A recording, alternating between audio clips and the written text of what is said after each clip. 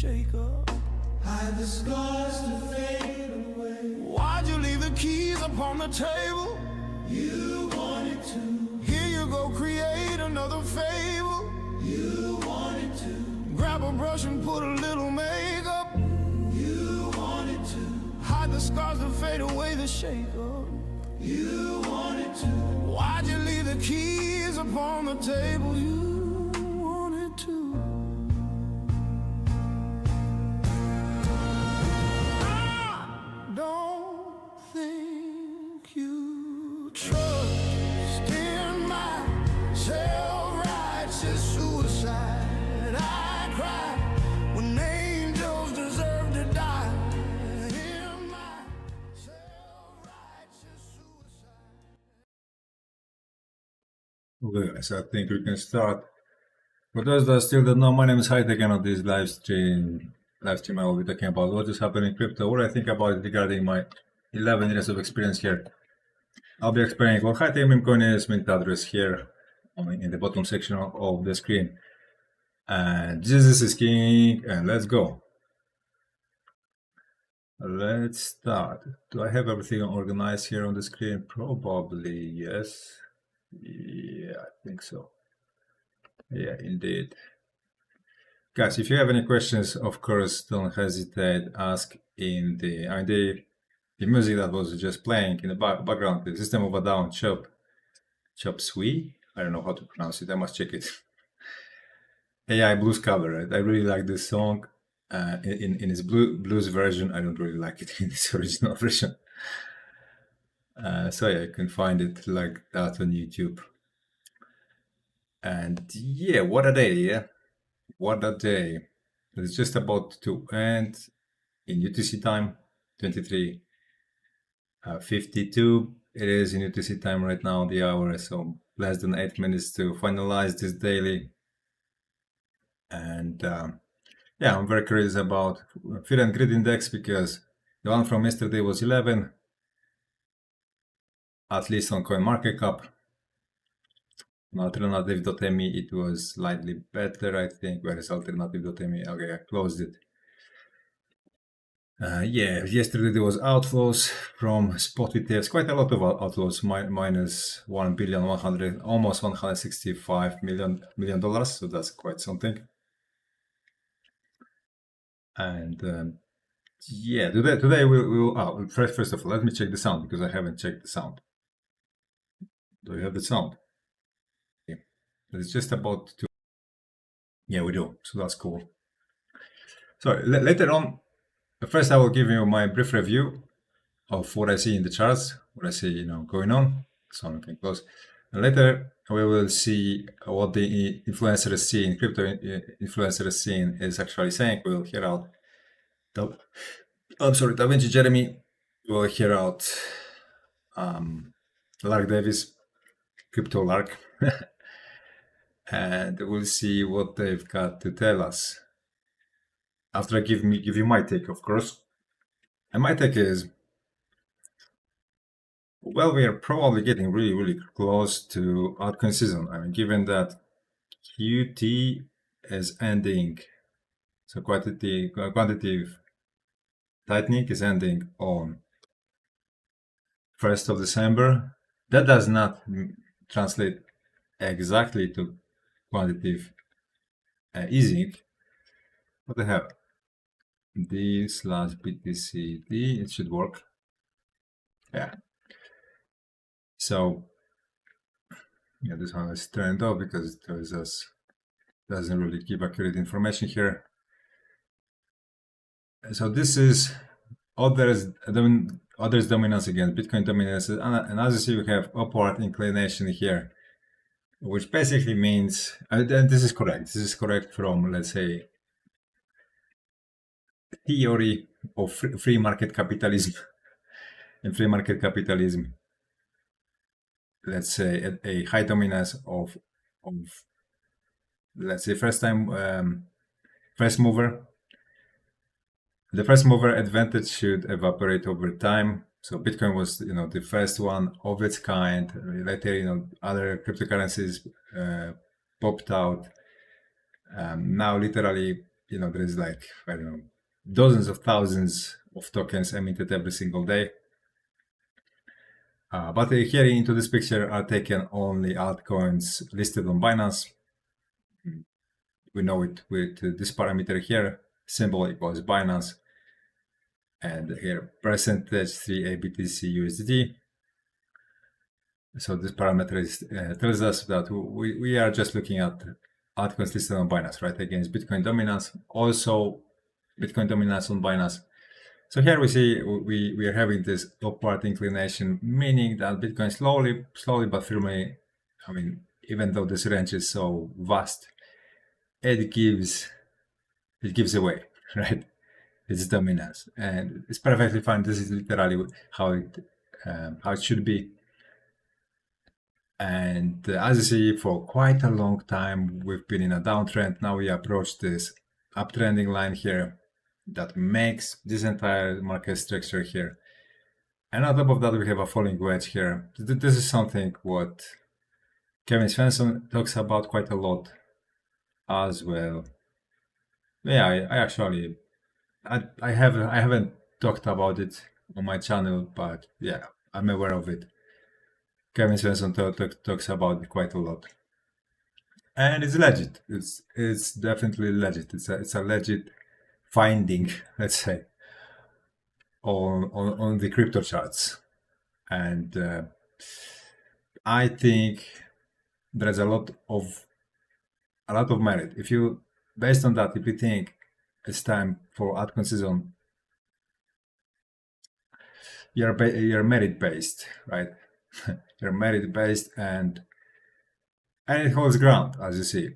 I mean, from many angles, not only the chart alone, not only the falling wedge, not only the market structure, but also because of the nature of free market capitalism. And definitely,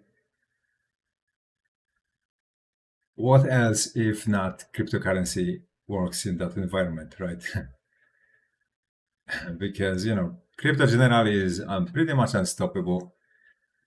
I mean, yeah, of course, there is some, regulatory frameworks, here and there. But at the end of the day, in the crypto, you really do what you want to do. It's not really that difficult.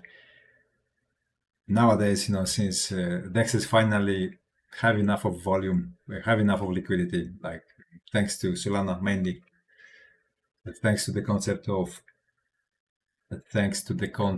of liquidity pools, which completely, erases the problem, all of the problems related to building up an order book. That was number one problem before for DEXs, how to build up order book, because in order to have order book you must have people, but you will not have people if there is no liquidity, right? So it was a dead loop. Well, liquidity pools have solved it. So you have liquidity without the people, and that's absolutely amazing. On top of that, you can create multiple liquidity pools against the same asset, and then you allow arbitrage to happen, right? And you give incentive to write arbitrage bots that will be trading, against different liquidity pools of the same asset measured against a pool of assets, right? So it just makes perfect sense. Bitcoin dominance, as we have seen, it has a little bit of a relief today. It's not what I wanted to type in. A little bit of a relief on the weekly. Also, of course, you will not see it on the weekly. It's a red week, and it probably stays that way. Will stay that way. So as I said on Thursday, since Thursday was red, highly likely the rest of the week will not be very funny. And on Bitcoin itself, we went down to 80,000, actually, to be more precise, $80,600 on Binance. I was not expecting us to go that low, but one thing I want you to be aware of that is that we have repeated very similar market behavior in the past on multiple occasions, And I think maybe, just maybe, it has been, let's say, spotted by too many people. And that means this time, even though we already have done it how many times? 1, 2, 3, 4. This is fifth instance of very similar market behavior. So even though we've done it 4 times already, now we had to do it in much stronger manner because too many people would benefit from it. Too many people, would hold their horses, would not panic here, would buy the dip up. And this is literally what has been going on, right? What has been happening. This is literally what people have been doing. They've been buying it all up, right? And this is not how the market works. This is a zero-sum game. Majority must lose. The market is always, very keen to let less than 1% of market participants. All of the rest, it is very hostile towards them, and it has been like that since the very beginning. That is why you can make so much money here, because literally there is out of 100 people, there is 99 people that will finance that one chosen one, the chosen one. That's why you can make here so much money if you're on the right side of defense.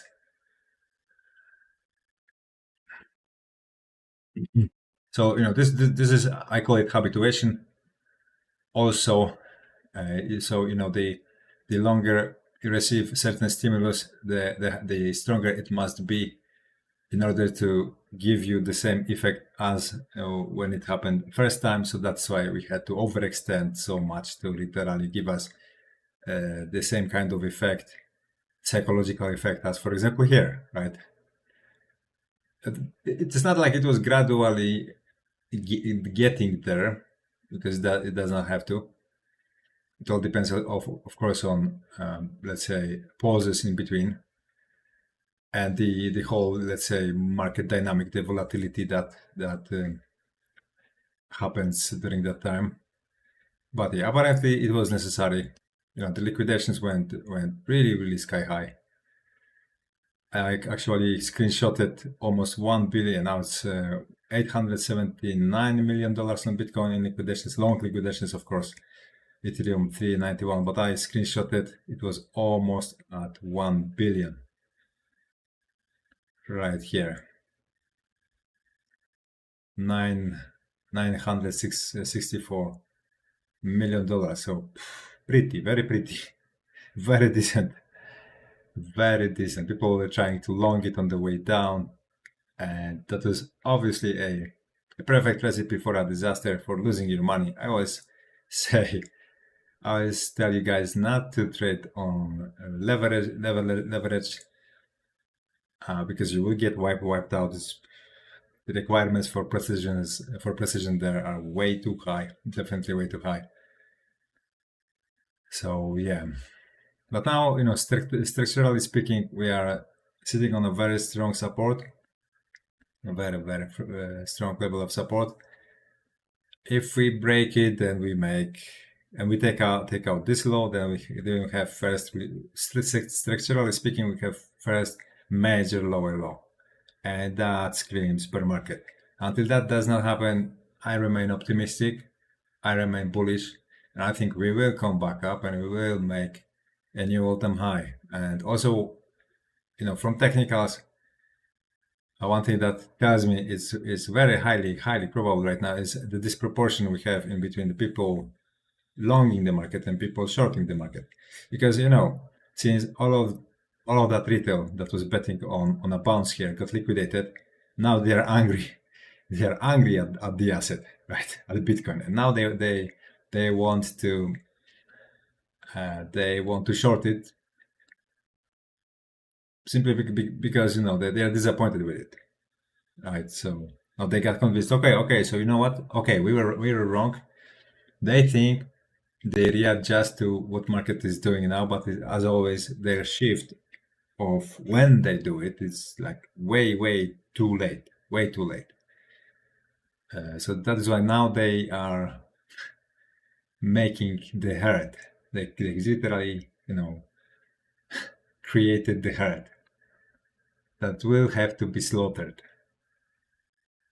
because that's how it works. 10 out of 10.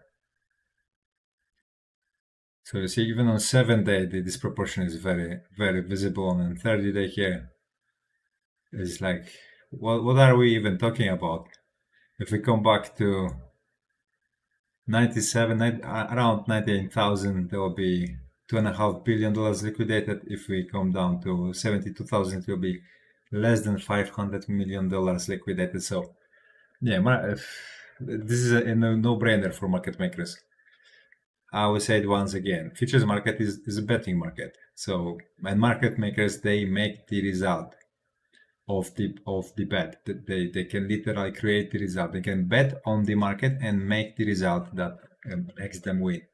Create the result that makes them win, because they can pump the price and dump the price. So whenever they see so many people are betting on market dumping, they will open a long position, pump up the price, and scoop up all of this liquidity.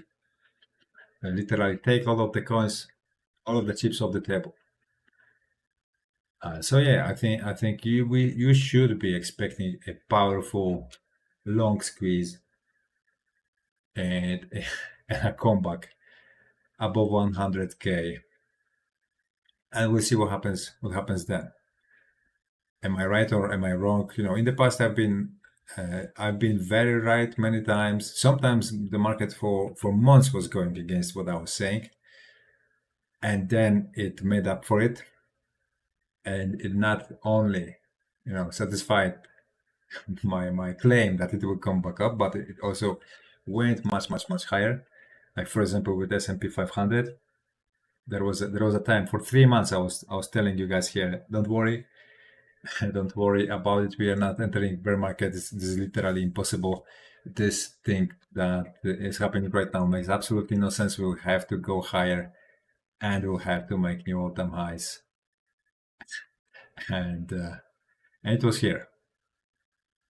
It was here. We're going down for 3 months, right? And it was still before we breached all-time high from 2021. At the time, the all-time high from 2021, right? And like literally when we were here, people were saying, no, this is the bubble pop, and we will go below COVID lows, so below this level here, right? So look how huge of a disaster that would be, right? Below. Huge reduction from those levels, and from the top, that would be like minus 60% reduction. And I was very consequently telling you that's not going to happen. And we came back up and we went to new all-time highs, right? And so this time around, looks like crypto market was influenced by TradFi once again, because TradFi was dumping.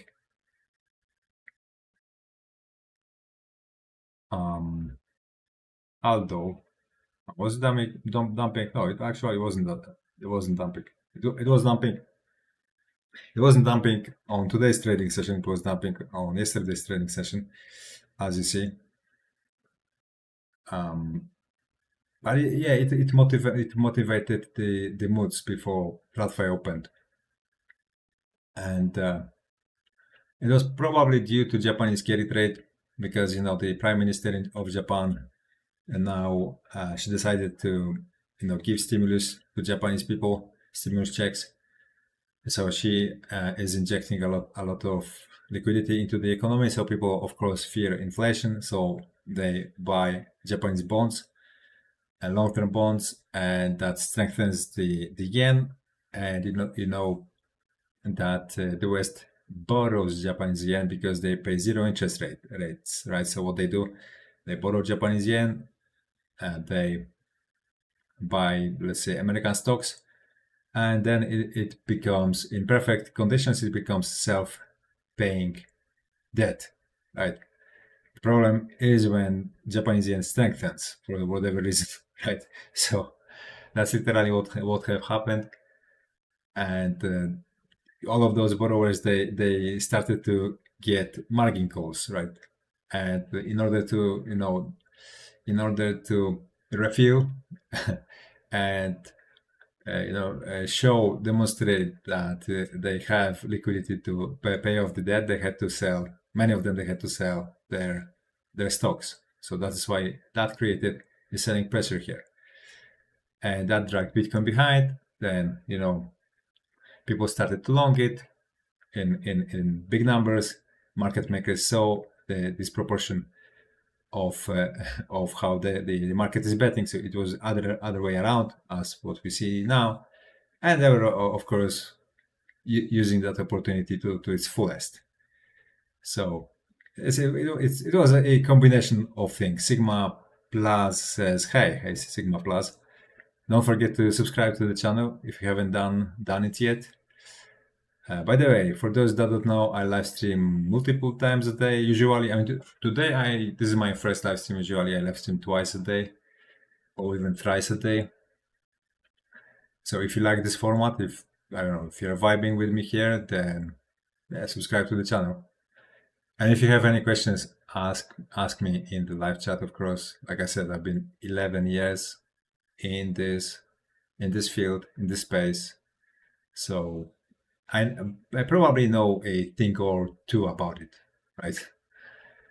And I'm full-time crypto, right? I've been full-time crypto for 10 years already. And by the way, if you haven't known about it, you can actually invest in this YouTube channel and my other social media through high-tech meme coin, right? High-tech meme coin is a coin that I have chosen as, let's say, indirect stock market of my social media. And literally whatever income I get from my YouTube channels, it will be redirected here. So I'll be doing buybacks of this token whenever I can, or I'll be just whoever wants to pay me for whatever on the channel, I'll be telling them to, and I've been telling them to simply buy up this token and burn it, or send it to an address without private keys. I actually generated one address that has no private keys.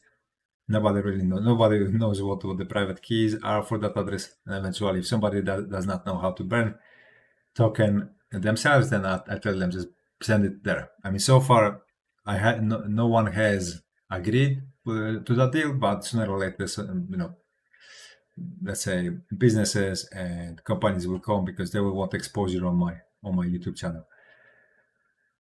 Because even though this YouTube channel has very little subscribers for now, it's still watched by around 5,000 people per month. So that's quite something. And my big YouTube channel, which I run in my mother tongue, is watched by over 20,000 people every single month, right? So so that's definitely some quite a busy street to put your banner on the side. So yeah, I have zero doubt sooner or later someone will accept my conditions, and then it will all start here, because crypto businesses they overpay. They overpay like 10 times. By the way, okay, I lost the live chat window. So yeah, what else I want to talk to upon here? Okay, let's go to others channel. Chart. So here, apparently, because I've been saying that since the 10th of October that after this dip here, we will get a secondary dip, right? But I also was telling you guys, we cannot really know which one is going to be it, because those things you can always tell only after it's like long behind you, right? So I was speculating that it could be this one, it could be this one, it could be this one, but apparently it looks like it's this one, because this one is the deepest right now. And it pretty much always happens like that. Whenever there's a huge crash, you have a recovery, a little bit of a sideways price action, and then a secondary dip, and then you get off to the races. So, I mean, if something really bad happens fundamentally, then maybe this is not over yet, and maybe altcoin market will keep bleeding until it goes much lower than this. But so far, since we hold that support zone in between 195 and 150, I remain optimistic, right? It has been working quite well for us throughout last 2 years. I'll definitely start to become concerned whenever we go below it and we struggle with going back to it. Then you will see me flip, right? It's not like I'm never a perma bull, I'm never a perma bear. I have awareness that whenever you try to treat things on daily or weekly, you have to give quite a lot of let's say, space for price action noise, quite a lot of margin for price action noise, because this is a very volatile market. So unfortunately, in between I'm bullish and I'm bearish, there is quite a lot of movement that you have to eventually stomach. But yeah, I from time to time, when I see my market structure change, when I see crucial levels of support or zones of support breached, then I have no problems with flipping the script. But so far so good. So far so good. I think it's much more reasonable right now to actually bet on this market recovery rather than a further decline, even though I could be wrong. I could be perfectly wrong. It has happened in the past. I mean, right now I'm not in the Bitcoin market. I practically do not have any allocation in the altcoin market because my systems have closed all of my positions. For those that do not know, I do not trade manually. I have my systems from it that I have written, and they served me very well over the years. And I generally advise, if you know at least a little bit of programming, you should not be trading manually. You should forge your strategy and let your systems, exercise it. If you know how to do programming and you still do it manually, then you probably don't have a strategy. You just you're guessing what the market is about to do, and that is not going to bring you a nice ending. And especially if you trade on leverage or on futures market, then it's just a matter of time before you lose all of your money. Let me tell you, it's mathematically pretty much impossible to stay afloat in futures market. Too little margin of error, way too little. So yeah, so here looks like this downtrending line is giving us support. Bitcoin looks slightly like it wants to bounce back up, especially on smaller time frame. Looks like it's gearing up for a larger move here, right? This we could name it an ascending triangle here. So that's a bullish market behavior right there. And after a huge sell-off, at some point it has to happen. So we are sitting on a very strong level of support. We had somewhat really unreasonable sell-off that has been motivated mainly by S&P 500, probably caused by spot ETFs. Where is it? Here. Because as you see, yesterday there was quite a sizable sell-off on spot ETFs.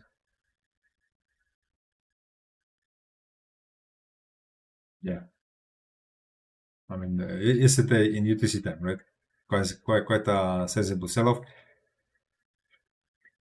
Am I right? This is 20. No, it's 22, 21st. No, sorry. So this was today's Saturday. 21st was on Friday. Sorry, on Thursday. On Thursday. This one is from Thursday, right? So spot ETFs were selling off, and probably that did the job here. Because remember, the BlackRock's, Fidelity's, Vanex, they don't buy Bitcoin. Their customers do. And their customers usually are boomers. And those guys, they treat S&P 500 as the leading indicator. So whatever S&P 500 does, if it moves up, they will be buying Bitcoin. If it moves down, they will be selling Bitcoin. That's how they proceed. So that is why we have so much stronger correlation right now, because this market is much less liquid than most of major stocks. So it only helps the swings, and then market makers, join the party, liquidate longs or shorts, depending on where the price is actually going. So that's why we have that additional volatility here. And spot ETFs, they acquire quite a lot. They accumulate a lot of capital. So when they panic, you can it cannot go under the radar. You cannot not notice it. Let me check live chat once again. If you guys have any questions, of course, let me know in the live chat. If you have any doubts, let's say, or maybe I don't know, maybe you have some interesting info to share it with me here. That would work too. And don't forget about high-tech. About high-tech meme coin, that's literally investment gateway to this YouTube channel. And every single Friday, I almost forgot. Every single Friday, I choose one high-tech hodler to send them one full high-tech. And this is literally what has happened today on my Polish YouTube channel. I posted this material here. Let me play it. So this is second Friday. I'm sending one full high-tech. First was on November 15. Second, it was just today. Let me play it to you. Let's draw a random Solana address from high-tech hodlers. I will use Grok to choose one, and let's see who wins one entire high-tech. So there is, theoretically speaking, 51 participants that satisfy the requirement of 0. Yeah, you must have 0.1 high-tech in order to be eligible. Addresses with less than 0.1 are not taken into account. So that's one thing worth to know about, but you're not required to hodl it. Like if for whatever reason you don't like to have high-tech on your Solana address, then you can just buy it for Friday, just for this moment where I draw one random address, and then after, if you won or you didn't, you can sell it. I have literally zero problem with that. 0.1 high-tech, but 4 of those accounts here, I mean, they are not the adequate people, because first 2 addresses are mine, and second, another 2 addresses belong to Radium Vault. So that's, yeah, out of these addresses, 2 are mine and 2 belong to Radium liquidity pool. So that is why it's actually less than 51. It was less than 51 participants in this lottery. So the chance of winning it was really, it was 1 out of 47. So really, really high for a lottery, of course. That's 51 minus 4. So if those addresses are chosen, then I will spin the wheel once again, and we will select another number. Of course, I will know which address is mine, and that's the potentially the only complication that we can stumble upon here. Okay, so let's ask grok from 0 to 51, right? Yeah. So generally on my Polish YouTube channel I speak Polish, but just for that I've switched to English so I can post it, all around my social media, because most of my social media I run in English. Only my Polish YouTube channel I do not, of course, and it's my biggest media for now, so that's why I do it there. And most of my hodlers are Polish, so for now I do it there. Once this channel outgrows my Polish YouTube channel, then I will switch with doing the process. I'll switch to English YouTube channel. Ah, yes. Select a random number from 0 to 51, excluding 0, but including 51. 27. 27. Let's see 27. Who is 27? 27, is that me? No, this is not me. 2.22. Okay, so this is not me, this is not Volt. Actually, it's this here. So let's send.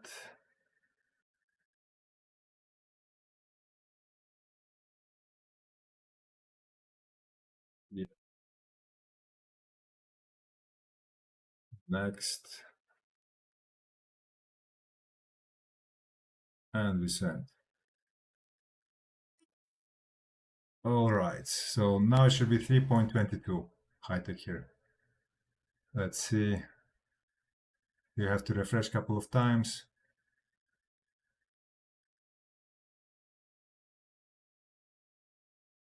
And there it is, 3.22.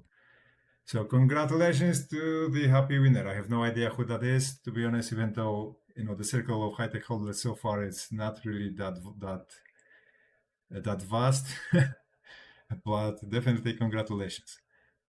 So yeah, so that's how I select one high-tech winner every single Friday. You must have 0.1 high-tech on your Solana wallet to be eligible. And as I previously mentioned, you can just acquire it just for that, for Friday, for that lottery participation, and later you can dump it and repeat it literally every single Friday. Yeah, chances of winning are really, really high because there is just very, very little people participating, and one high tech costs now $76, so not bad really. To win to win $76 just because you own a tiny amount of the token, I think is quite a good deal. Even to have a chance of winning every single Friday, I think is quite a good deal. So yeah, probably we'll have a little bit of upward price action here throughout the weekend. We'll see if it holds on Monday, because that will probably create the CME gap again. And Bitcoin market does not like to leave CME gaps behind. It does it from time to time, but generally speaking, it doesn't like to do that. And it goes, it comes back for them. It will probably all depend on how much volume we'll get here, but do not expect people to flip bullish from here. I think that will be even a bad sign if they flip bullish. I think people should remain bearish, because that will not overload this market, that I will allow it to stay light, and will not give it high resistance in the order book on sell side, because then whenever more people own the asset, there is more sell offers in the order book on sell side, and the more difficult it is for the price to climb up, because it just encounters more resistance, right? So while people are scared, they're not buying. There's very, very few offers to fill up. So price can move up with little steam and huge jumps quickly. And then market makers will be making money liquidating the shorts in the process. So I think that's the most likely scenario right now. Okay, let's take a look at crypto fear and greed index. Oh, this one actually looks still 11. I don't believe it's still 11. Okay, let's take a look at alternative.me. Where is it? There it is.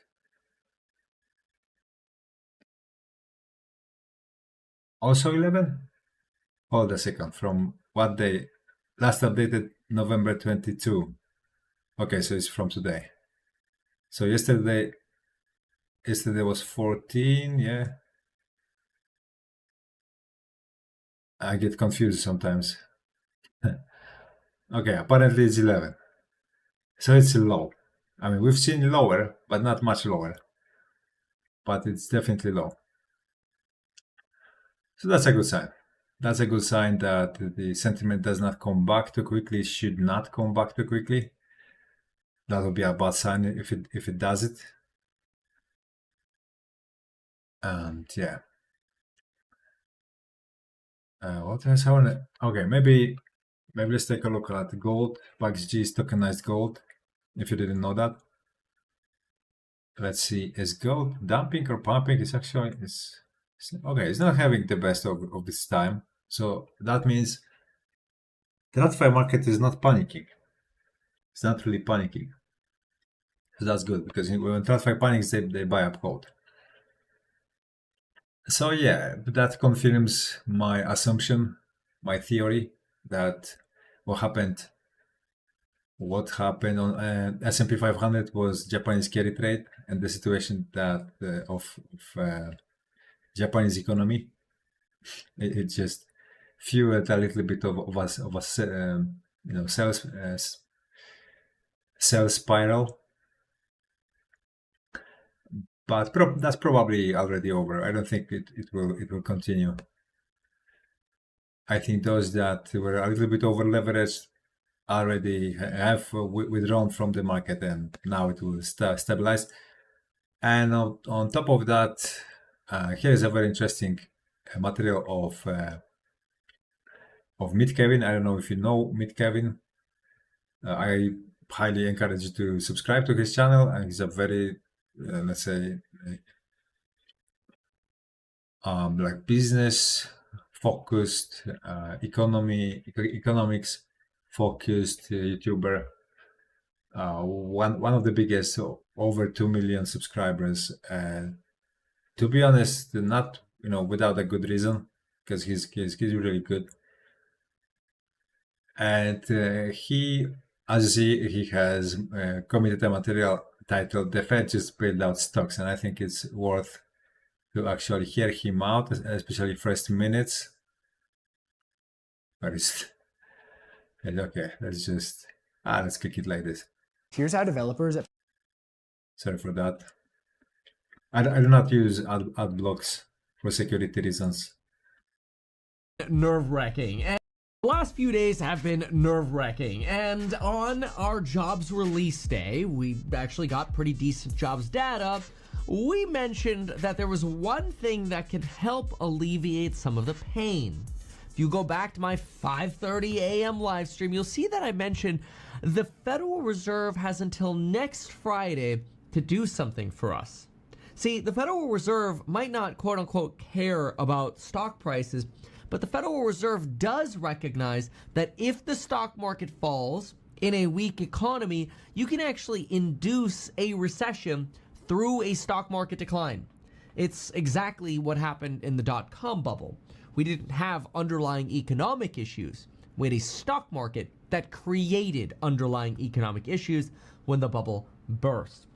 Now, the Federal Reserve wants to make sure we don't go into a recession. That is really bad for unemployment. And it's really hard to get those jobs to come back, especially in the day of AI, or the days of AI. So what happened this morning? Well, after the market's been selling off and selling off and selling off, sure enough, this morning, the Federal Reserve is unleashed to prevent a continuation of the dip.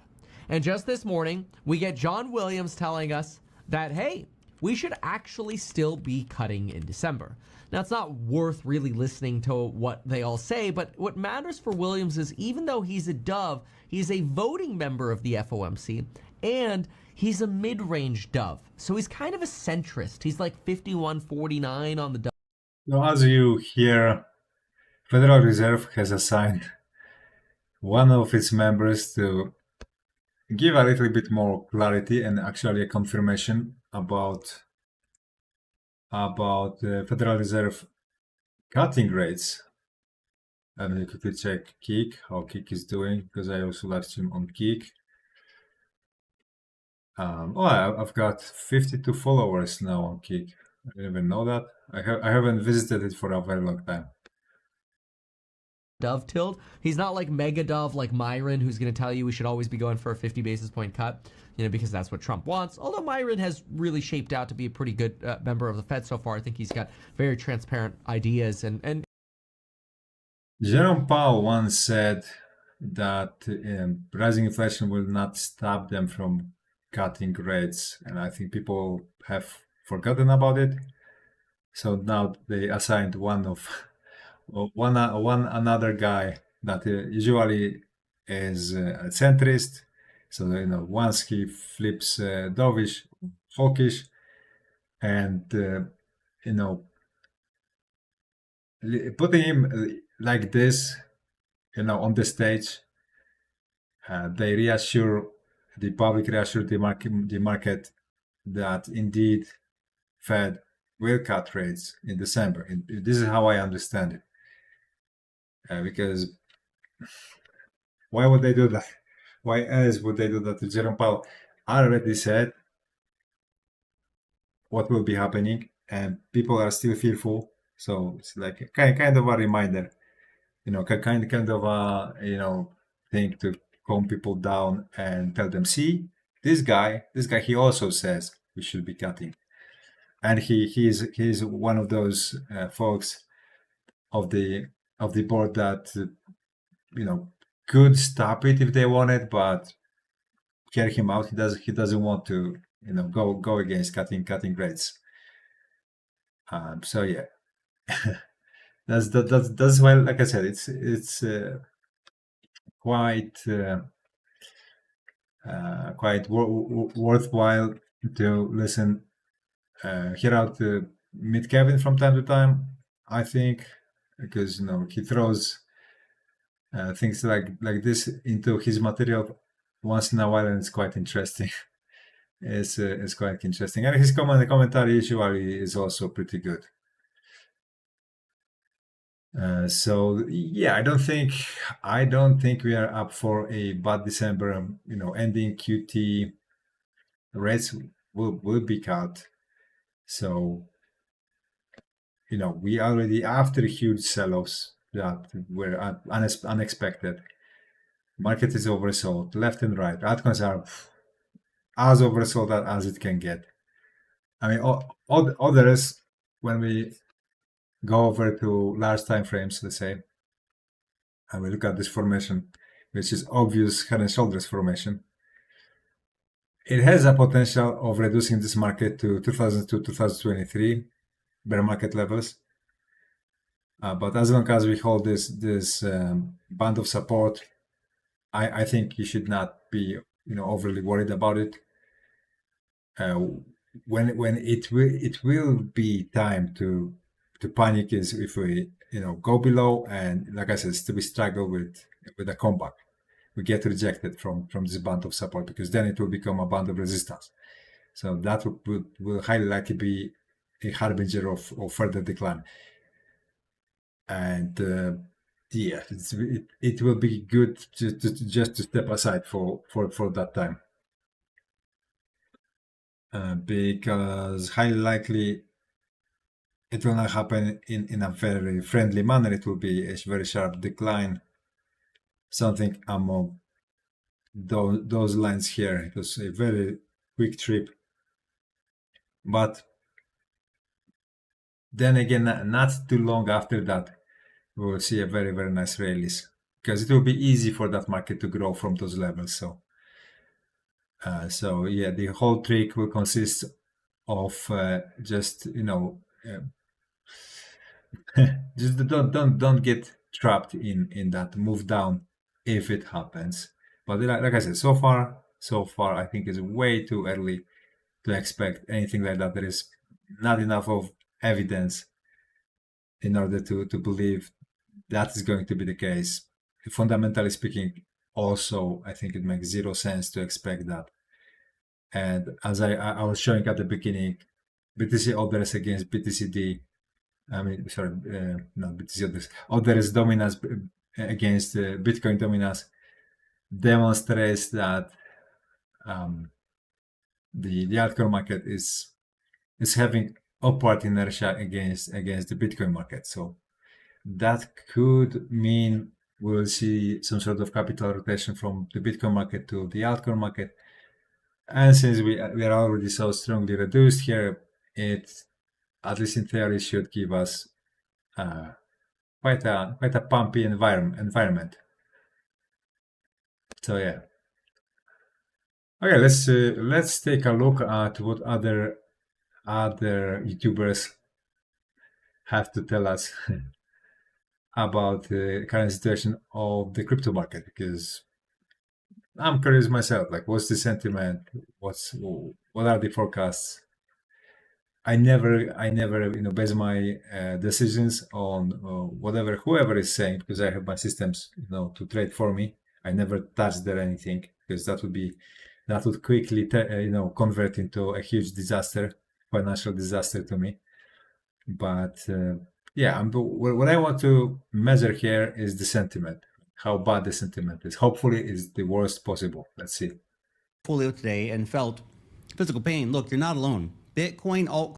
If you opened up your portfolio today and felt physical pain, look, you're not alone. Bitcoin altcoins are getting smashed harder than at any point since the FTX collapse. A lot of altcoins are actually under the FTX lows. The scary part, some of the sell-off might not even be about crypto, maybe more about the US stock market, and fears arising over 50 different things in the AI market. So given the health of our crypto markets are somewhat tied to the health of the larger equity markets, today, let's dive in to the big boy, the big daddy of them all, the S&P 500. Boo, boring lark, I know. Stick with me, it's gonna be important, okay? We'll take a look at what's happening on the charts technically, okay, from a technical analysis perspective. Then we're gonna line up some bullish and bearish arguments from some of the biggest names, leading market experts out there, okay? This is gonna be a real interesting one, so make sure to strap in, we're gonna have a good time. Finally, we're going to be talking about kind of conclusions we can actually try to draw from all of this noise to get a bit of signal. Let's get started with the technical analysis. So zooming in, just here a little bit on the daily, I think the major thing to watch right now is whether the S&P 500 can Isn't it funny that the crypto space starts to focus on S&P 500? continue to hold above 6,550. If the S&P can stay above this line, and by the time you see this video, you will know the answer to that or not, okay? We're recording this about 2 days in advance. If the S&P can stay above this line, then it will have an opportunity to consolidate and shoot for a higher high. However, if we lose that line, that means we're putting in a fairly major local low, which then starts to beg the question, the fear creeps in. How low can we actually go? Now, And listen, we actually can track it live, which way it goes on SPY. So right here, this is a tokenized version of SPY. SPY is a trust fund reflecting what S&P 500 does. So we literally have a look into what TradFi does on the weekends. Like, what are they planning? What are they planning on Monday throughout the weekend, right? So far so good, as you see. Friday has closed well green. Now we are in Saturday. We don't really see any selling pressure. So far a little bit of red here, but that's nothing just yet. I mean, this daily has just 44 minutes so far, so it's a very, very young daily candle. But yeah, we can track it here. So that's I think as a tool, SPYX is very useful, and it practically pretty much every single time it tells you. Since I have been tracking it every single times, it told me what the opening is about to be on Monday on S&P 500. So here I told you. Remember. We're on the weekly here, but the ultimate point I want to make. Sorry for that, guys. As I said, I don't use AdBlock. Is that the S&P 500, and you could say the same for the NASDAQ 100 or the Dow Jones or the Russell, whatever. Guys, don't forget to subscribe to the channel. If you watch it live, subscribe to the channel. I live stream every single day, and give my commentary, charts on other crypto folks. They generally like to take 3 steps forward, 1 step back. Therefore, you generally want to be long on stocks all the time and just add more on dips, except in the face of huge corrections or bear markets. What I'm showing here from 2022, it's an example. One of the best ways to spot these larger corrections is noticing a pattern of lower lows and lower highs on the chart, aka a downtrend, okay? That's why I'm emphasizing right now this 6,550 price point, because closes below that start to become very problematic for the charts. It begins to print larger, lower lows, which is a red flag that needs to be paid attention to. Now, zooming back out on the weekly since 2018, I do think we have a major support trend line that starts from the COVID lows and connects with the 2022 bottom and almost connects with the 2025 tariff bottom. So that line is coming in as support at 5,050. Now, if we get down there, hold on to your butts. It's not going to be pretty. Concerning major resistance lines, it feels a bit arbitrary on this chart to try to find a good fit, but there might be one from the 2018 top to the 2021 top, and you can see that trend line is splitting through our price action right now. So it'll be interesting to see if we get some closes above or below that line. But overall, this chart definitely on the higher end of the range, isn't it? A little bit topishy, at least short-term local top, not like macro top for the centuries, right? But if you add on the RSI, you'll find some big bearish divergences on the weekly, with a bearish crossover happening on the weekly MACD right now. Those things are not good, and generally would say that the stock market's more likely to have a correction. Not say a bear market's got to come, but a cooling off period. Things can always surprise. NVIDIA earnings are mega strong. Everyone just goes crazy again. But just looking at the US. Fortunately, the altcoin market has been in a bear market for 4 years already. So it may not be as vulnerable to what is going on in the stock market or what will happen around the Bitcoin market, because at extreme points, even if those markets are correlated, it's much more difficult to maintain that correlation when one side of the market goes into extreme territory, either extremely overbought or extremely oversold, like in this case, for altcoins. The stock market TA zoomed out, it looks toppish currently. Okay, short term, local top, right? But for more immediate signals, watch for daily or weekly closes above or below 6,550. That will be the determining line. Now, I want to do a roundup with you on what the stock market experts are currently saying about the valuations of equities. Let's start with the dirty, nasty bears. But first, guys, do you want to come and meet me? Listen to awesome speakers like Michael Saylor. Well, go grab yourselves a ticket for the Abu Dhabi Bitcoin Conference. It's going to be a chance to talk to fellow Bitcoiners, commiserate over the lame markets and the bad prices. It's going to be a good vibe. The speakers are amazing. It's fantastic. Come to Abu Dhabi, and guess what? If you use the link right down below here, you're going to get 10% off your ticket when using the link. If you haven't been to these kind of conferences before, they're amazing for networking, amazing for meeting fellow people, and Bubble, the biggest he's ever seen. And this guy's the guy who called the subprime mortgage a few years early, though. Propped up, expected a bubble, the biggest. Yeah, bubble is a very tricky thing. Seriously, if you are not very well oriented in both in the technology and what the stock market really does, like how the global economy is really how it really compares to it, how it really is using it, engaging it. This is quite a complex picture here, and it's so easy to get it wrong. So easy. Once I got it wrong, and then I readjusted. I corrected a little bit my views, and now I think, yeah, AI may still have quite a lot of room for growth, even though most of market analysts there, and even those good ones, they say this is already a bubble territory and it could pop every single moment. Yeah, of course that's possible, but AI has so many applications that they're still adding new ones. Like I said, I use it very extensively myself every single day, and it has value. It gives a lot of value, right? So maybe it will have to still wait several months before the bubble grows to that extent where it has to pop. But maybe it's I'm making here, let's say, a statement that maybe, just maybe, it's not really overblown yet.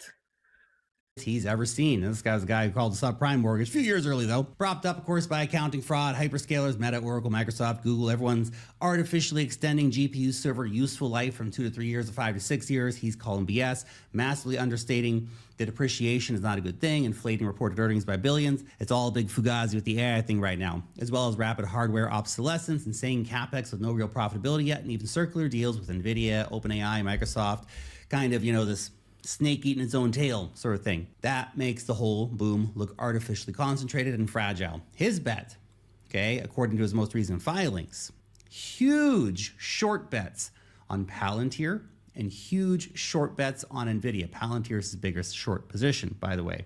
He's literally... And definitely, for example, NVIDIA's revenue does not match the evaluation of its stock market. That's for sure. But like I said, that does not have to be a nail in the coffin. Going all in, personal fortune on AI cracking hard, just like it did in 2007, 2008. Palantir CEO Alex Karp called it batshit crazy.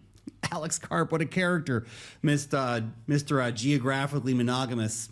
Anyway, that's a different story. If NVIDIA and Palantir drop 40 to 50%, Burry is going to literally make multiple billions off of this.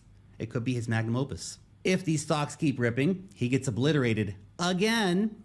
Remember, Michael Burry told everybody to sell at the dead, cold, rock-hard bottom of 2022's bear market. Next up, Mike McGlone. McGlone has been on the bullhorn about, bear horn, maybe we could say, about the risks of mean reversion and deflation for a while now. By mean reversion, Mike is saying that stocks and cryptos are overvalued from the historical averages and therefore we're due for a correction back to those averages.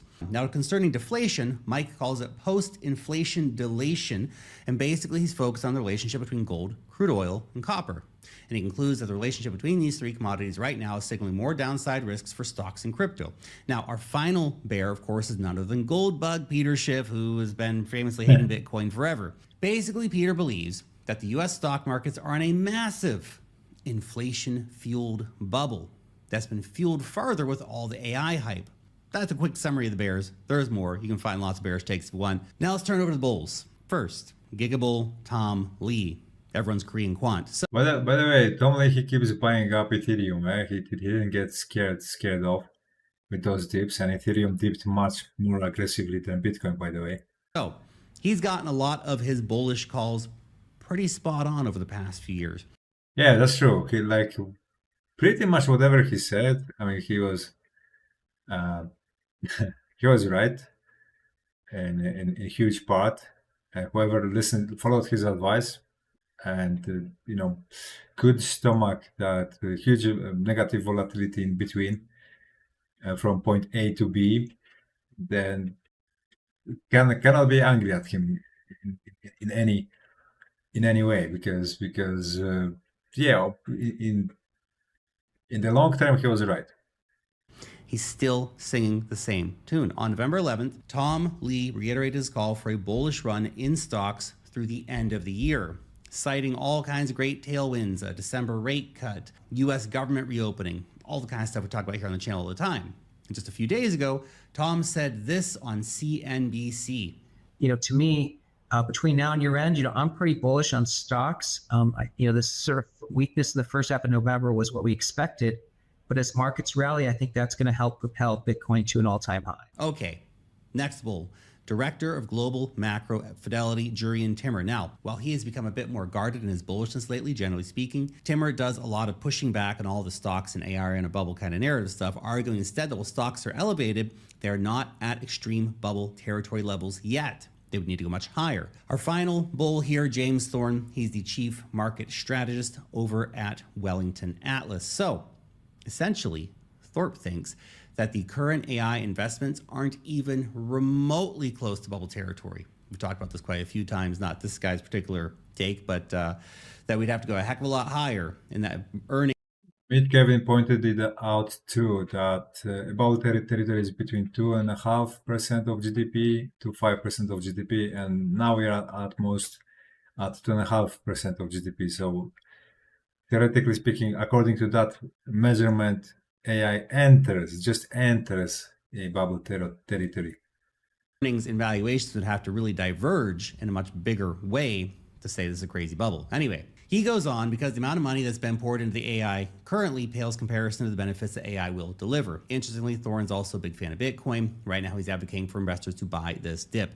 So that's where our big bulls and big bears are at right now. Everybody's got it out. Everyone's laid it on the table, trying to see who's the biggest. So after looking at all that, it appears that the central question for equity valuations right now, in which of course this will have secondary effects on Bitcoin, is whether current AI valuations are truly overextended or not.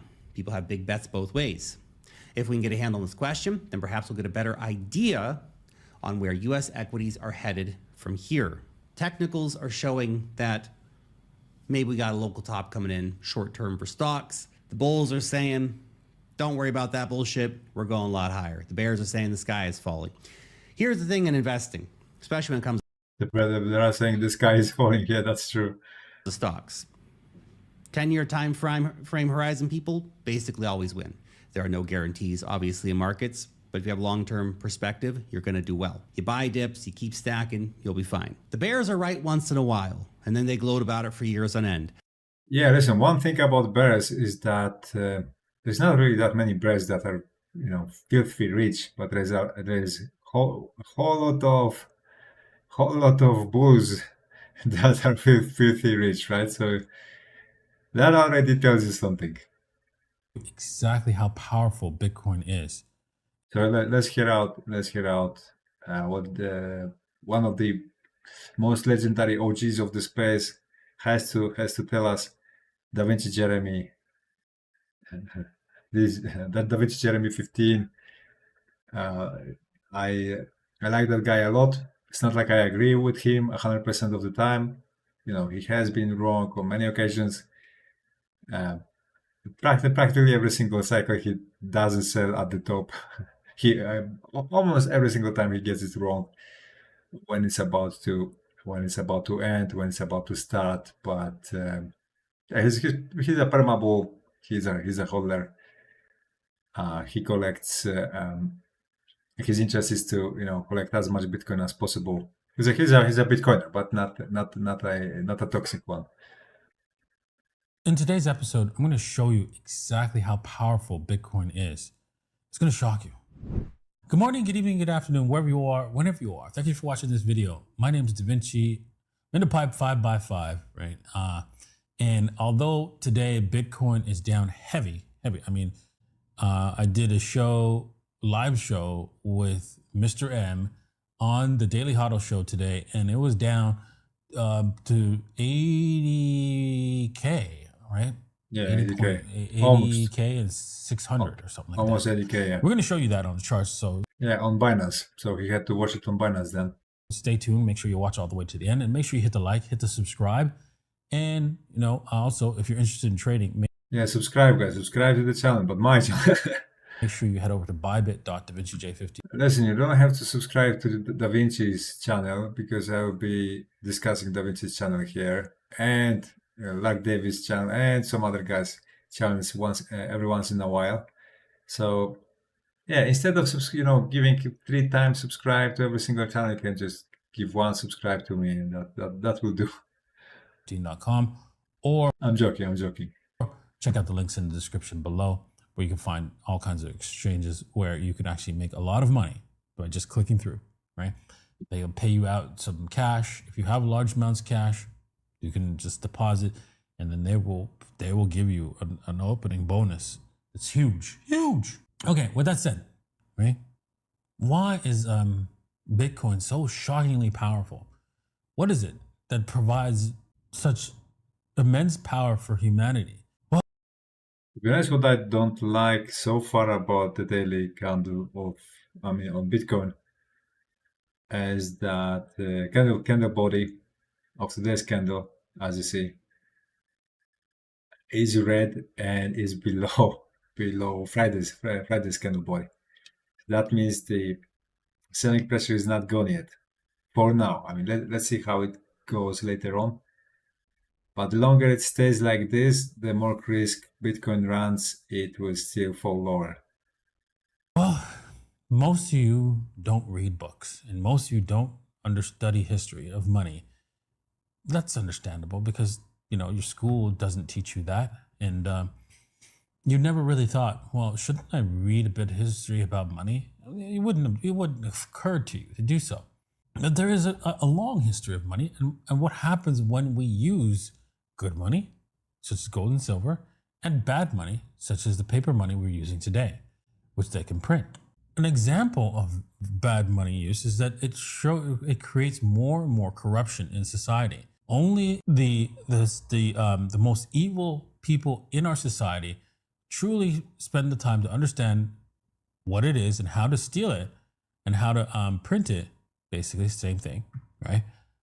From you, right? And so it's basically theft, which you can. This kind of educational video today from Da Vinci. And understand. These are honest. Let's go to timestamps. Drop to 80k, why Bitcoin matters, good money versus corrupted, how elites steal through bad money, history shows, Bitcoin gives you wealth, how Bitcoin prevents future, why Bitcoin creates a better future, chat hits parking garage levels exactly. Okay, let's take a look at this one. And maybe touch this level, this parking garage. We held this parking garage for a little bit and then we failed. So it looks like we have another parking. He uses a lot of stuff here. I mean, there's a lot of going on this chat. I rather discourage you of putting so much stuff on a chat. Why? Because it gives you way too much information noise. If you use algorithms, also try to keep it simple. Don't overlay 1,000 indicators on what's going on, because you will oftentimes you'll run into those indicators showing contradictory things, and you'll have a very bad time of selecting right signals. Garage downward movement here, and let's see what happened. Oh, look at that! Just like that, boom. We are exactly at that level, exactly as predicted. And now we're bouncing off another parking garage level, exactly as predicted. Boom. Man, markets move exactly in just chunks. So again, So one of the psychological effects of something like this, like once we have a sell-off, right, a spike of volume, and a candle sitting on a tall leg, on a tall wick, and then a follow-through of even a mild red candle, the psychological damage already done here is that we tried to defend this level, but seems like it was not enough. So more and more people start to doubt in this thing actually holding on, and they move away their buy offers, right, in the order book. So they just make it thin and make it easier and easier for price to penetrate lower, theoretically speaking. But on the other hand, the more people bet in derivatives market on the price falling even more, the more liquidity is to scoop up by market makers. So I think this one is the biggest motivator for the price to actually reverse in a violent fashion. You could end up with another chunk down, the exact same size. Guys, don't forget to subscribe to the channel. Subscribe, and also know that every single Friday I draw one random Solana address with 0.1 high tech on its balance and send their one full high tech. Right, high tech is a coin that I have chosen as my personal stock market. Is this one here, and yeah, well, this is the only project that I promote on all of my social media, and it will stay that way. You will not ever see me promoting any other project. So that is why, since my channels are still very small, this one has a lot of room for growth, and at some point it will be tightly correlated to how my popularity performs. For now, there is a huge bullish divergence in between how this chart performs and how my popularity grows. So I expect literally any day it can abruptly explode. So just get yourself like, I don't know, $1, $2 worth just before that happens, just in case I'm right. If I'm wrong, you're gonna lose $1 or $2. If I'm wrong, if I'm right, you may make, I don't know, $200 out of it, $300. So I think win-lose ratio here is absolutely crazy. That's my honest opinion. Let's hope not. I think we should see a bounce here right now. We should. And let's see. Let's see if we get all the way to 75, which I was calling for, right, for a long time now. So 75K is what the chart's next parking garage level. So Jesus, let's see. We're far away from the EMA ribbon, so that is also a positive on the 4-hour and on the daily. Yeah, my question is, if we fall to 75K, will people still be shorting it like they are doing now? Because at some point, the lower we are, I mean, market makers run the risk that again a part of the bulls will flip part of the bears will flip bullish at lower levels. So it's not like it's guaranteed the lower we go, the more bears will add to their shorts, right? So this now could be that perfect opportunity to scoop up this liquidity before it's disperses. So and the 200 period moving average, so that is also, and that means price going up instead of going lower. Positive. We could also take a look at the weekly chart, and you can see that the weekly chart with the Bollinger Bands is super overextended. So we could end up bouncing a little bit here too. Yeah, but Bollinger Bands, whenever you get that kind of extensions, the price will want to come back to the average, make up for what just has happened, recover a little bit at the level to find itself as a little bit closer to the midsection of Bollinger Bands. That is why it's kind of a good tool. To track how markets should react to a given move, especially if the move is violent. But it's not guaranteed. Sometimes we see that a price of an asset falls out of Bollinger Bands, and instead of price, let's say readjusting to Bollinger Bands readjusts to price. And to the least to the 88K, Jesus, to give us a little bit of relief. Funny. This is funny how he comments on it. Jesus. Rally, man. Come on, man. Jesus. A little relief rally here. Jesus. Look at the weekly. Well, I get him. I get him because he's a holder. He probably has a little bit too much of Bitcoin to be able to sell it before those large corrections occur, because he'll be overpaying in spreads. Like me, I trade with high likely a fraction of money that the Da Vinci has. So that's why I can afford to, jump in and jump out. So here was my last trade, as you see, my last trade, which was a lost trade, but still it saved me a lot of money because my last exit was at $101,000, right? So in the most dramatic moment, it was minus 20%, and now it's minus 16. And I actually trade on two intervals, one 15 minutes, which is this one, and one hourly. And on one hourly, I got exit even earlier. Right? It was also illustrate very similar loss, but it was at 108,000. So according to this one, minus 20, almost 22% as of now, and in the most drastic moment, it was minus 25%. So yeah, it definitely saved me a lot of headache.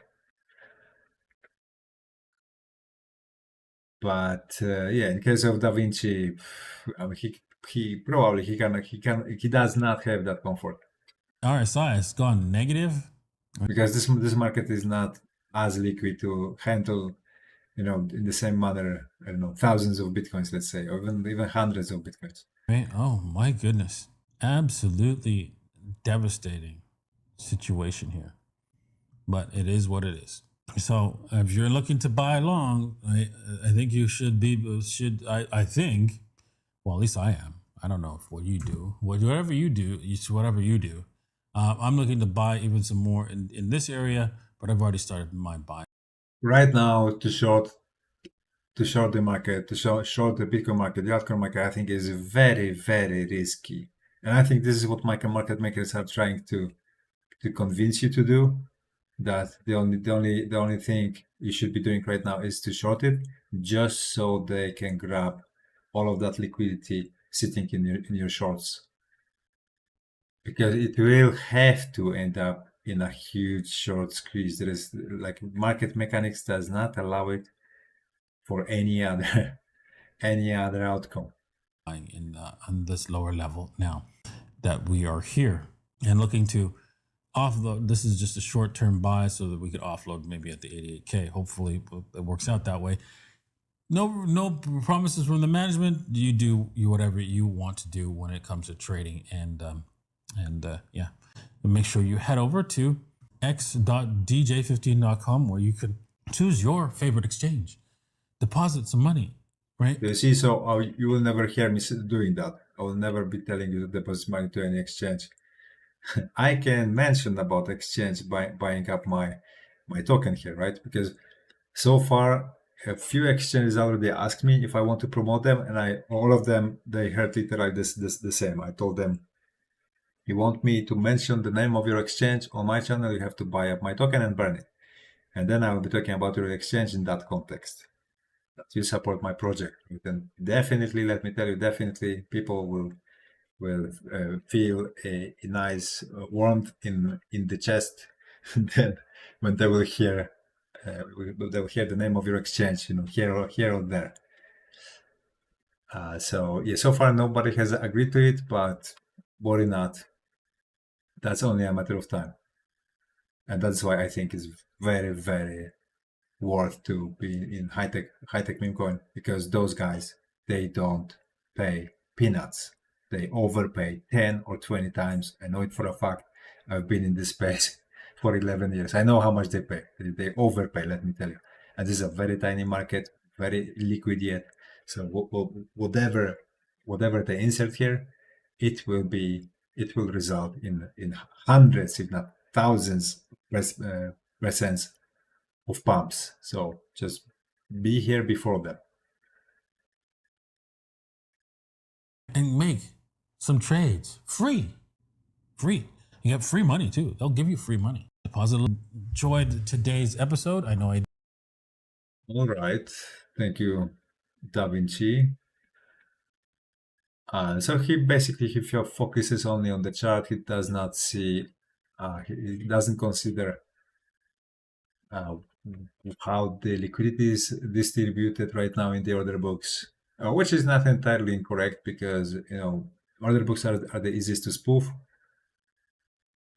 To spoof order books costs literally zero.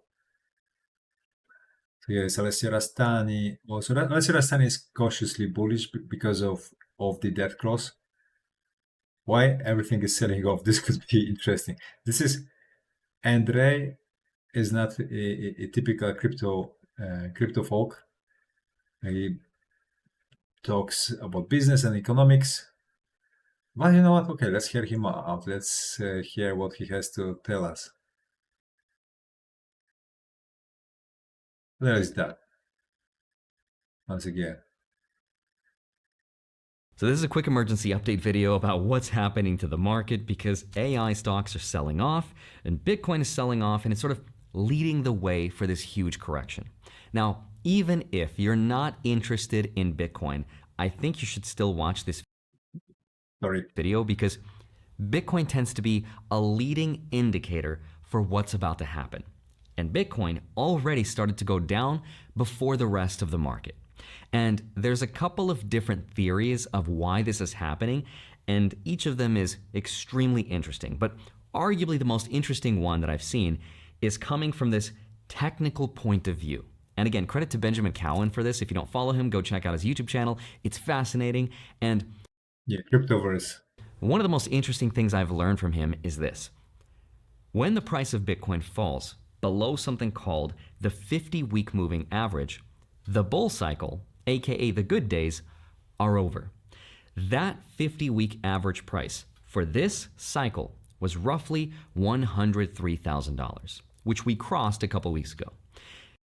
But listen, multiple times it has happened that there was certain regularity.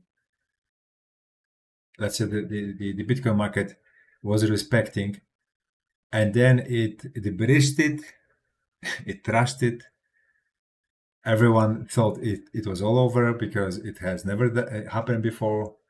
And then we saw a huge comeback, right? And we continued the bull market. So that is why whenever you look at someone showing you something that has never happened, like for example, or it continuously happens, just don't give it 100% of benefit of a doubt, because Bitcoin has a record of fooling you into thinking that there is a certain trick to understand how it works and how it will behave every single cycle, right?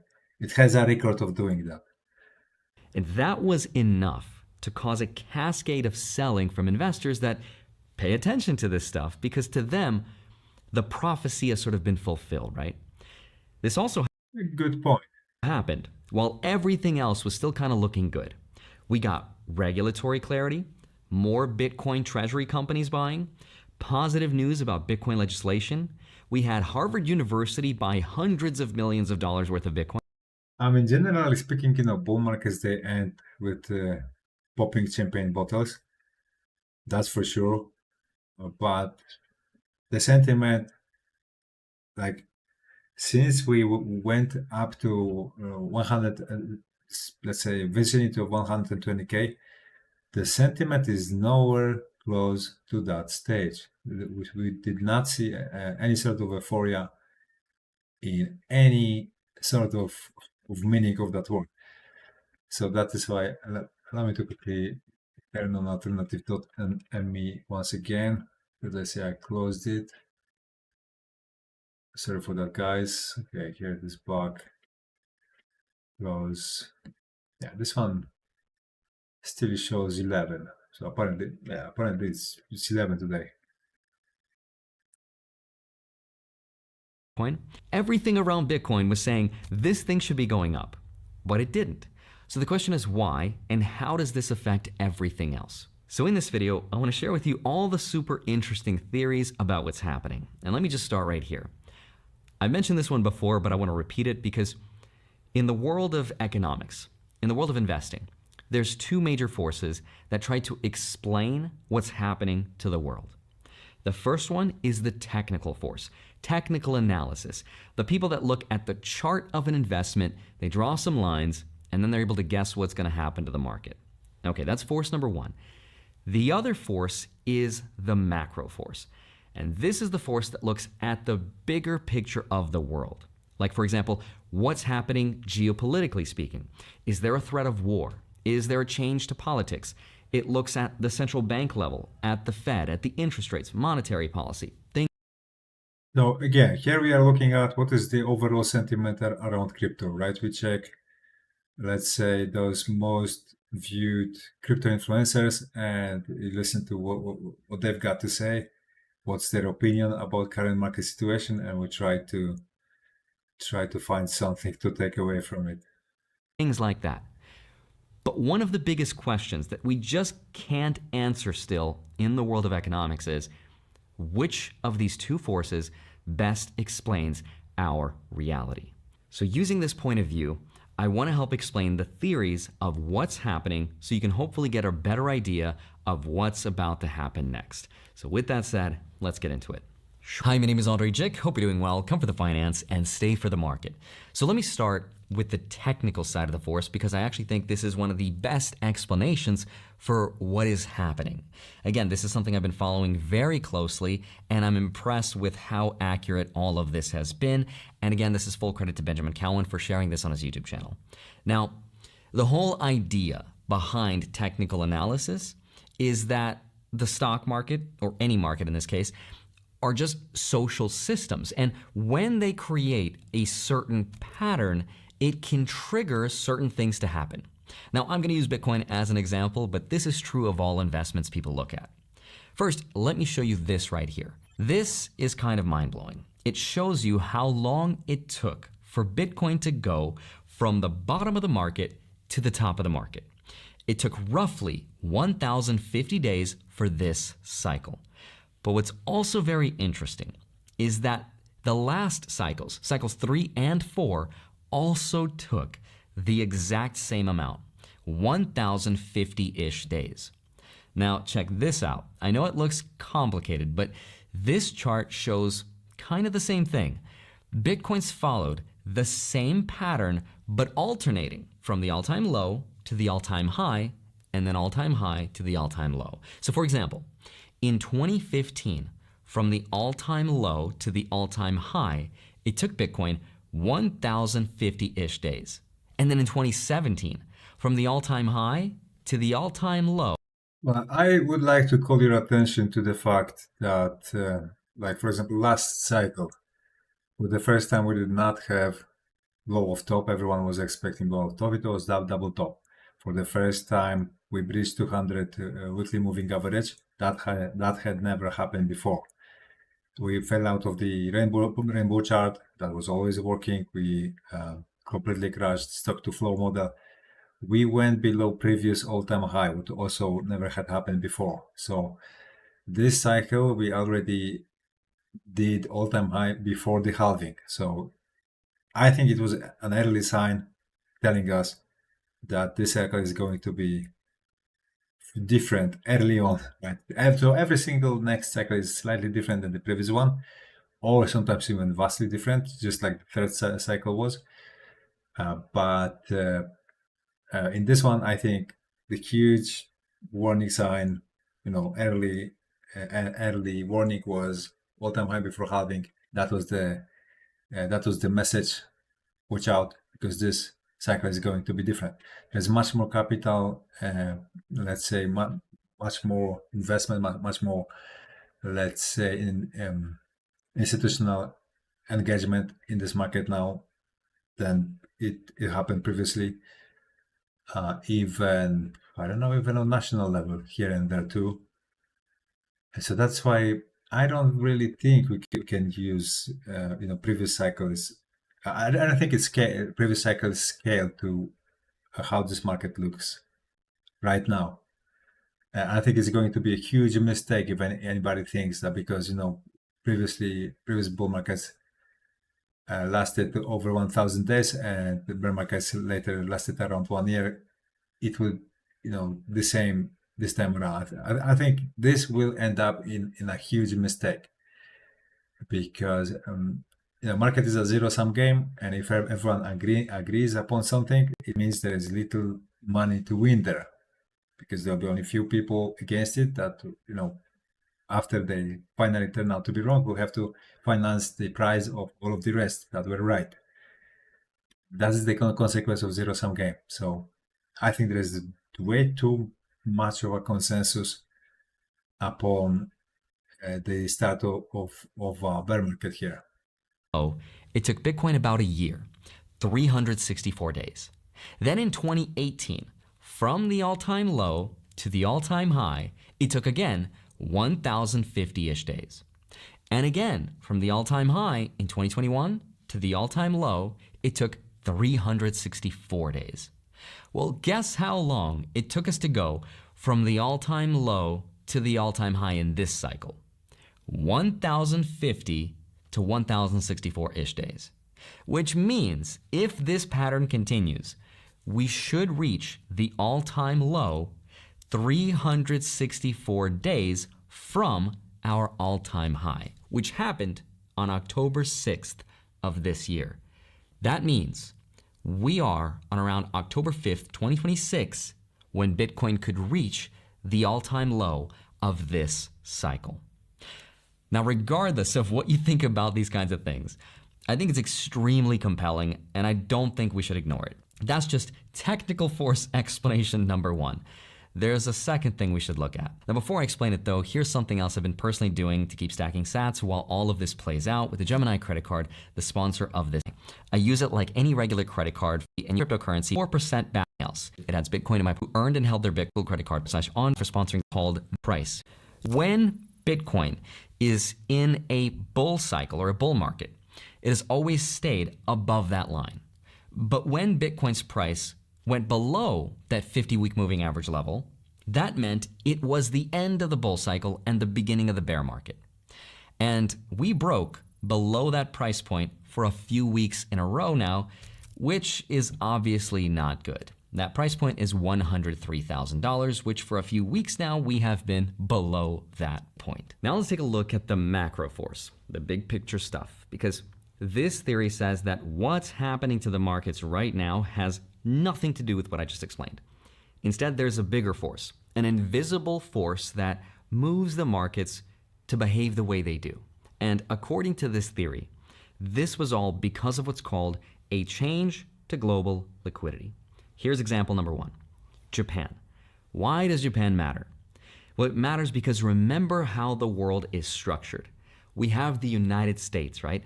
The police officer who controls the supply of money, exporting mostly the dollar and technology. But then we have China, which is the global factory of the world. It makes all the stuff for everyone. And we had Japan as the biggest interest-free lender because their interest rates were zero, actually negative, which meant something called the carry trade was possible. Long story short, investors borrow Japanese yen at low rates, they take that money and invest it somewhere else for a bigger return, like US Treasury. Yeah, I explained it many times on this channel what the Japanese carry trade consists of. Bonds. Guaranteed difference on the spread. That's called the carry trade. But long story short, it was a very easy and a free way to make a guaranteed return on your money. But now that's changed because Japan's interest rates are going up, which means no more borrowing free money and a change of incentive. Meaning money right now could be leaving dollar-denominated assets and going back to their homeland where interest rates are high enough to make sense keeping that money at home. Now, yes, technically US interest rates are higher than Japan's, but once you factor in the cost of converting yen into dollars and back and forth and the currency hedging costs, the yield advantage basically disappears. In some cases, it even turns negative.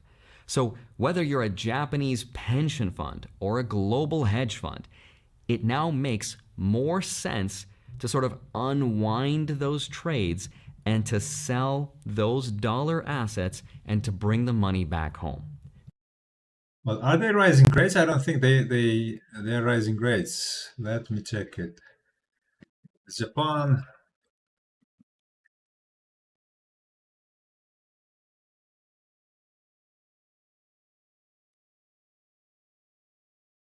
Japan rising interest rate. I don't think they're rising rates. I think he got it wrong.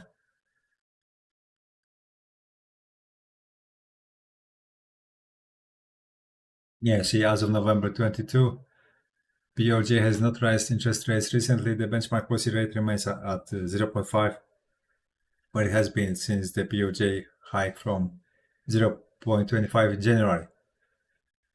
The BOJ ended its negative interest rate policy in 2024 and has been gradually normalizing monetary policy. Key moves include rising rate. Listen, Japan is highly dependent on the United States because they are simply afraid of China.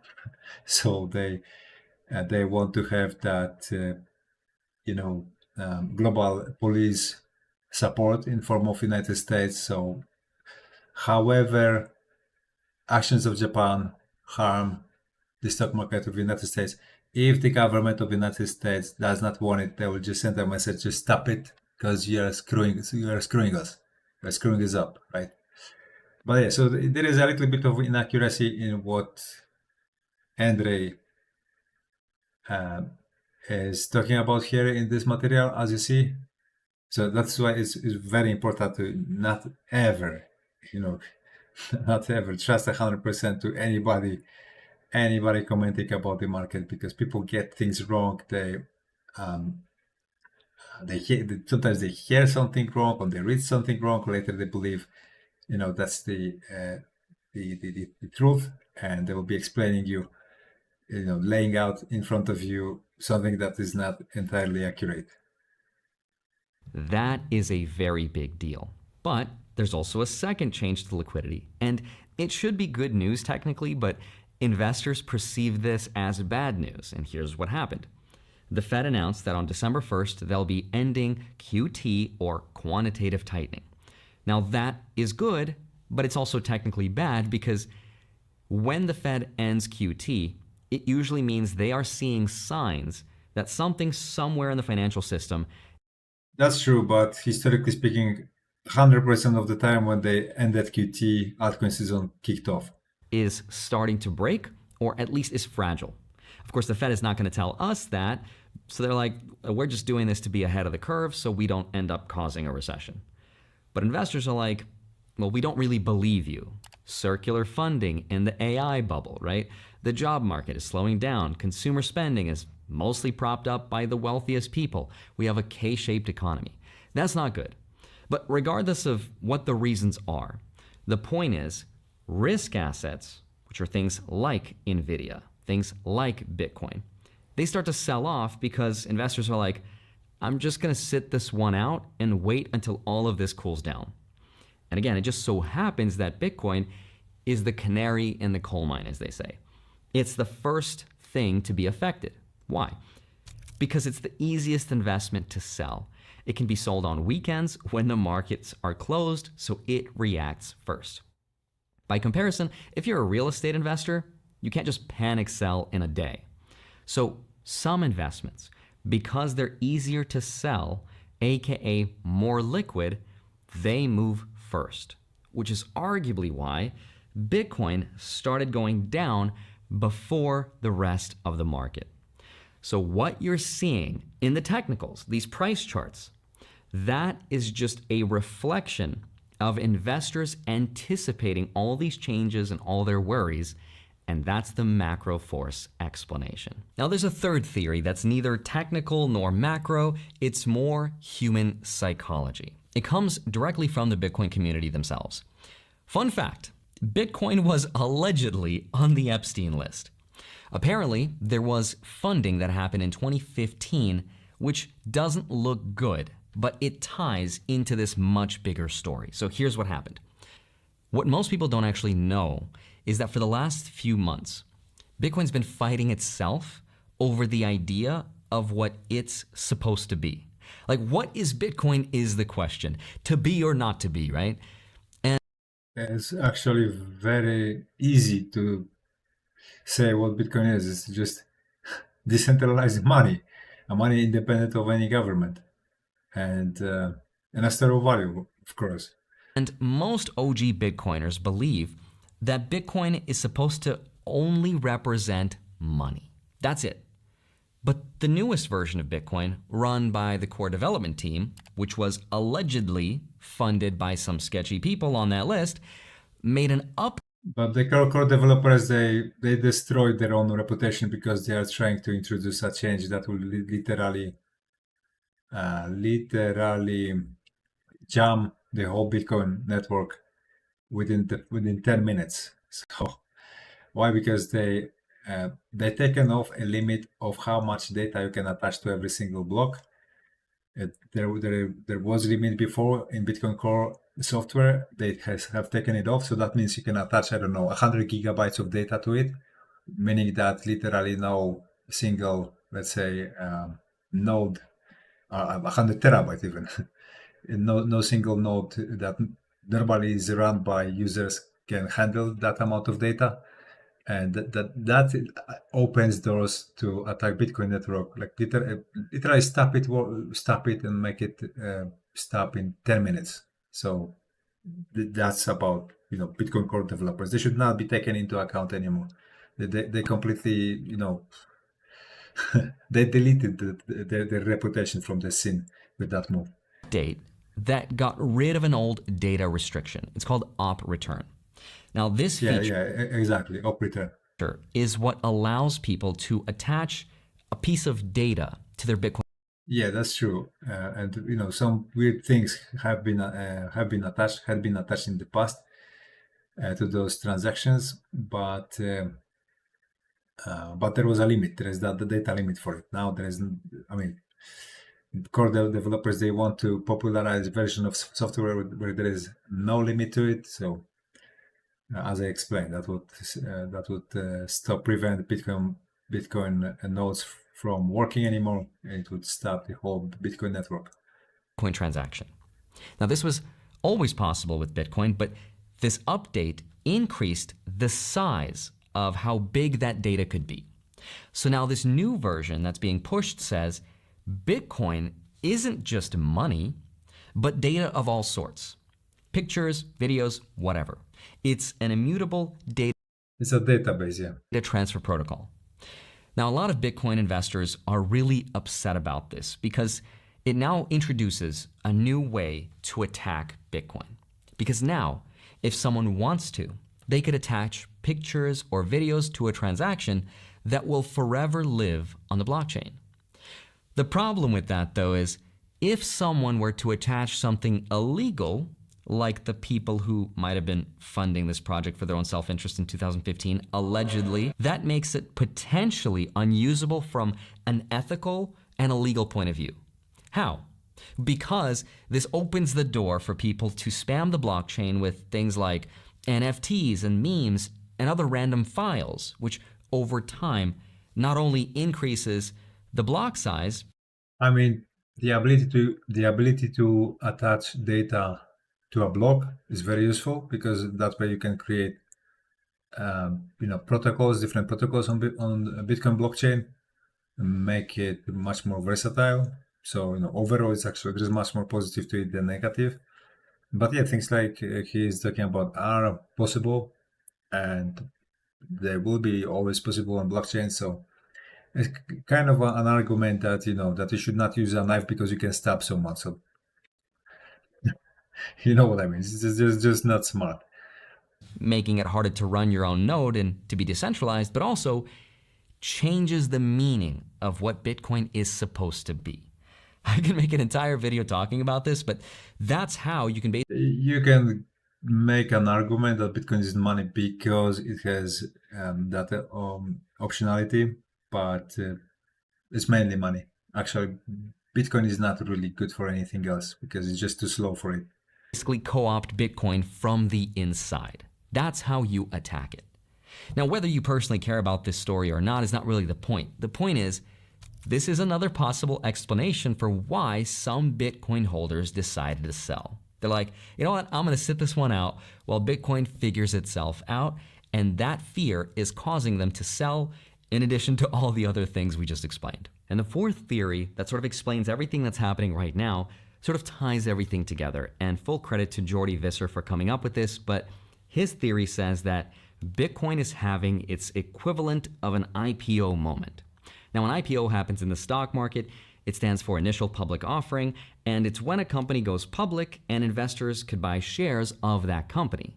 But Bitcoin's obviously not a company, so what does that mean? What it means for Bitcoin is early investors are cashing out. They're taking their profits because for the first time in history, they actually can. There's enough liquidity. There's enough money now to sell and get their money out. But hold on. If Bitcoin's going to 1 million, why would They always could. They didn't have to do it in one shot. They could, do it slowly, inject that, let's say, supply into the liquidity step by step. I don't think that's something recent to them. And they could sell also large amounts of OTC. This market always had a large OTC desks, so I wouldn't say that's actually how he portrays it. they ever sell, right? Well, it's because what you have to understand is that there are people that walk among us right now, and you don't know who they are. I mean, you might be one of them, but some of them are already billionaires. And that's good. You should not know if someone is billionaire or not. And here's a recent example of a wallet that's been cashing out hundreds of millions of dollars worth of Bitcoin. Earlier this year, there was also Galaxy Digital, which processed a $9 billion Bitcoin sale for just one person, one wallet. At that point, would you care if Bitcoin went to 1 million? No, I'd be happy with 9 billion, thank you, right? But the point is, if they had tried to sell their investment even just a couple years ago, they could have crashed the entire market. They wouldn't be able to get what their investment was worth. But that's true pretty much for every single market. Like there is no one single market that can withstand the selling pressure of large hodlers, especially if they do it with one press of a button. So again, that's not really a valid argument. Because there wasn't enough demand. By the way, this is something that people throw at me, myself, and high tech, right? That because I own large supply, so it's dangerous to own even a little bit. And I point to the same thing. There is no market that can withstand the selling pressure of its large holders. If they sell it in one shot, pretty much, you name it, whatever class of an asset, whatever asset, if they sell it one shot, they will crash the market. And that applies to literally every single class of asset in the world. So, but I understand it's something that can easily escape people's attention. It's an argument that's very easy to use, let's say in a conversation, but it's a totally invalid one. Demand to buy it. Just because you have $1 billion worth of something on paper doesn't mean you'll get $1 billion for it. But yeah, because there must be liquidity for it. I always explain to people. Sometimes they look at high-tech's market cap. It's 768 million.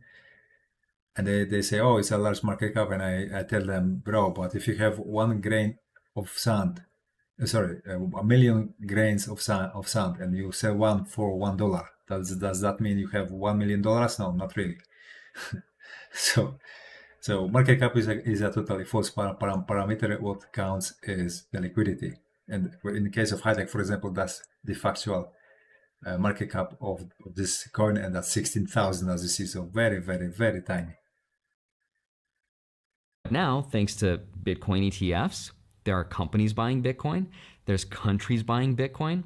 And for the first time ever, those OG Bitcoiners can now sell $1 billion worth of Bitcoin without crashing the price. So what we're seeing is a transfer of wealth from the few early investors to now the masses.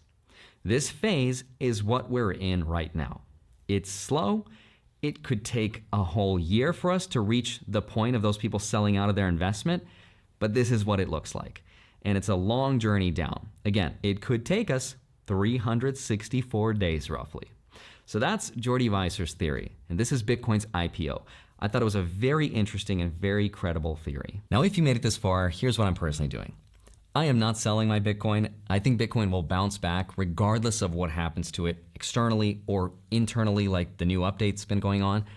And I think the financial incentives of Bitcoin will always realign themselves to fix any issue that it comes across. But I'm also not selling stocks. I'm not touching my long-term portfolio at all. My dividend portfolio is still paying me every single month, and if we do get on a sideways market or a down market, the portfolio should do pretty well. Okay, so we already have gotten the final conclusion.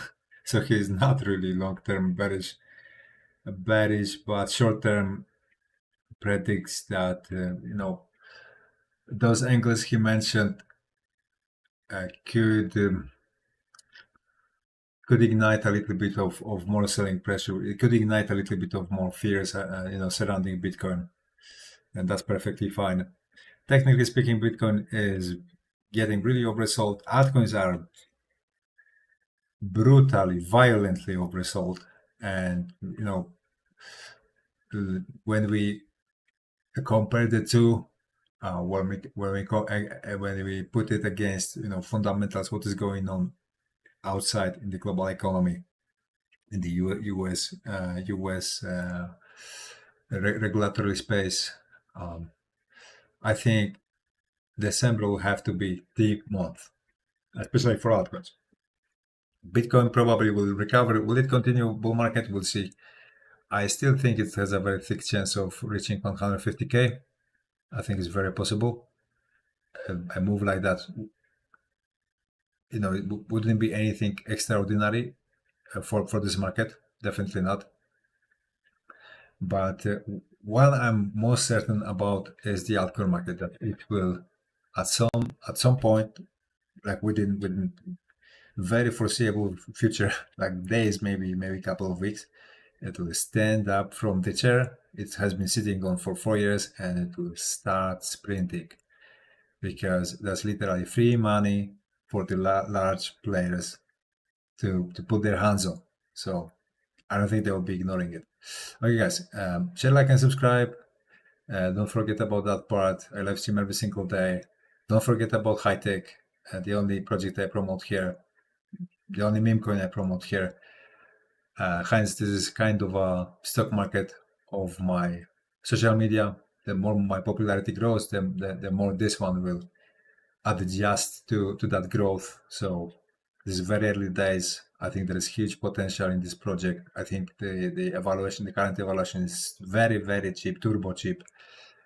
I think this is literally the easiest trade on the whole of internet right now. First mover advantage, first project like this. Nobody ever has done it in this fashion.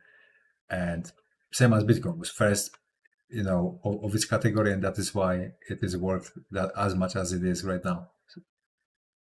Literally, high tech followed suit that exactly pattern. So you'll find in the description section of this live stream a tutorial on how to acquire it.